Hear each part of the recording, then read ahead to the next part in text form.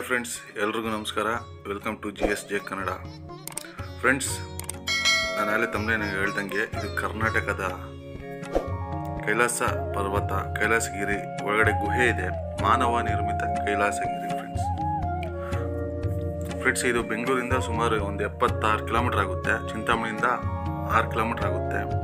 2 kilometres ghat section ಇರುತ್ತೆ. Friends, ಬೆಳಿಗ್ಗೆ 10 ಗಂಟೆ ಮೇಲೆ ಬನ್ನಿ, ಪೂಜಾರಿ ಇರ್ತಾರೆ, ಪೂಜೆ ಮಾಡಿ. ಅದಕ್ಕಿಂತ ಮುಂಚೆ ಬಂದರೆ ಒಳಗಡೆ ಎಂಟ್ರಿ ಇರಲ್ಲ. ಕೇವ್ ಒಳಗಡೆ, ಗುಹೆ ಒಳಗಡೆ ಎಂಟ್ರಿ ಇರಲ್ಲ. ಒಂದು ಅರ್ಧ ಕಿಲೋಮೀಟ್ರ್ 500 ಮೀಟರ್ಸು ಕ್ಲೈಂಬಿಂಗ್ ಮಾಡ್ಕೊಂಡು ಹೋಗ್ಬೇಕಾಗುತ್ತೆ. ಬೆಟ್ಟ ಹತ್ಬಿಟ್ಟು ಹೋಗ್ಬೇಕಾಗುತ್ತೆ.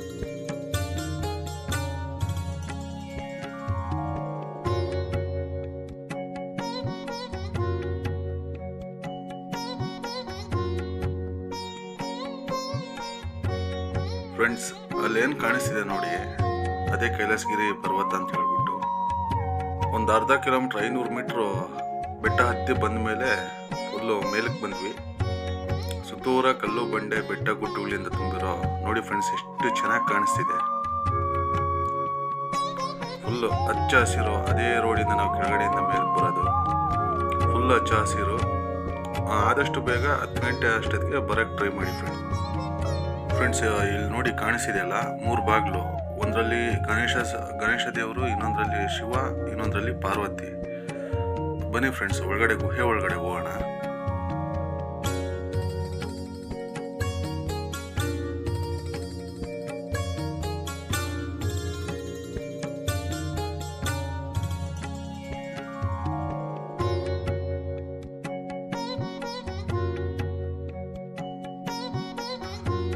ಹೋಗ್ತಿದೀವಲ್ಲ ಫ್ರೆಂಡ್ಸ್, ಗುಹೆ ಒಳಗಡೆ ಫುಲ್ಲು ಒಂಥರ ಫುಲ್ಲು ಕೋಲ್ಡ್ ಆಗ್ತಿದೆ.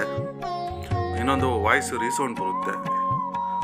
ನಾವು ನಿಧಾನಕ್ಕೆ ಮಾತಾಡಿದ್ರು ತುಂಬ ಜೋರಾಗಿ ಕೇಳಿಸುತ್ತೆ. ನೋಡಿ, ಇಲ್ಲಿ ಭಜನೆ ಮಾಡೋಕ್ಕೆ ಒಂಥರ ಭಜನೆ ಮಂಟಪ ಪೂರ್ತಿ ದೊಡ್ಡದಾಗಿ ವಿಶಾಲವಾಗಿ ಮಾಡಿದ್ದಾರೆ ಈ ಗುಹೆನ. ಮಿಷಿನ್ನು ಕೈಯಿಂದ ಎಲ್ಲ ಕೆತ್ತಿರೋ ಗುಹೆ ಇದು, ಮಾನವ ನಿರ್ಮಿತ ಗುಹೆ. ಬನ್ನಿ ಫ್ರೆಂಡ್ಸ್, ಹೋಗೋಣ ಒಳಗಡೆ. ಅಲ್ಲಿ ಗಣಪತಿ ದೇವಸ್ಥಾನ ಫಸ್ಟ್ ಬರುತ್ತೆ. ಇಲ್ಲಿ ಫೋಟೋ ವಿಡಿಯೋ ರೆಕಾರ್ಡಿಂಗ್ ಅವಕಾಶ ಇಲ್ಲ.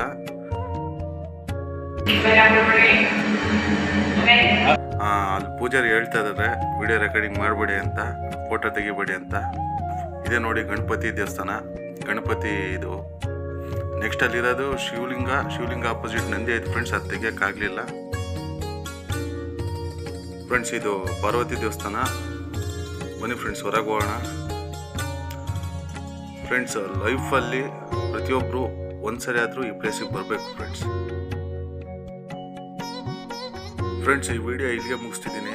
ಈ ವಿಡಿಯೋ ಇಷ್ಟ ಆದರೆ ಲೈಕ್ ಮಾಡಿ, ಸಬ್ಸ್ಕ್ರೈಬ್ ಮಾಡಿ, ಶೇರ್ ಮಾಡಿ, ಕಾಮೆಂಟ್ ಮಾಡಿ ಫ್ರೆಂಡ್ಸ್.